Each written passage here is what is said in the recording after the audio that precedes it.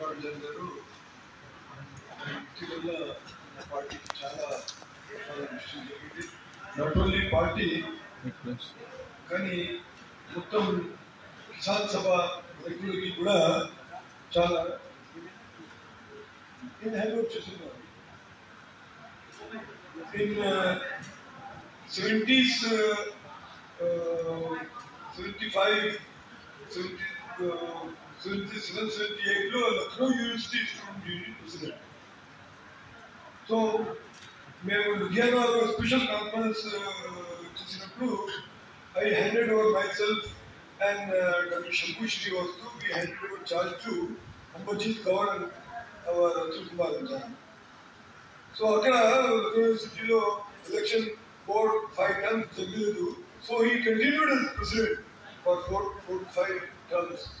So అప్పుడు ఇంద్రజిత్ గారు young faces ఈ పార్టీని ప్రమోట్ చేయాలని అమర్జిత్ కౌర్, తుల్కుమార్ అంజాన్, డి రాజా ముగ్గురికి డైరెక్ట్ గా సెక్రటరీ తీసుకొచ్చారు.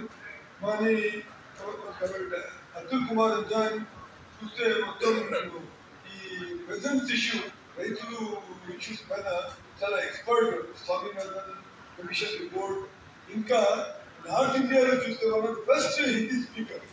సో ఎక్కడైనా ఇది పబ్లిక్ మీటింగ్ ఉంటే ఎవ్రీబడి యూస్ టు కాల్ మన అతుల్ కుమార్ అంజాన్ కావాలి. సో ఆయన ఈ క్యాన్సర్ వల్ల అర్లీ డిటెక్షన్ చేస్తే పాపం ఈరోజు కూడా ఇంకా 10 సంవత్సరాలు ఉండేది, కానీ లేట్ ట్రీట్మెంట్ మొదలుపెట్టారు. కానీ ఆయన ఒక రకంగా చూస్తే ఒక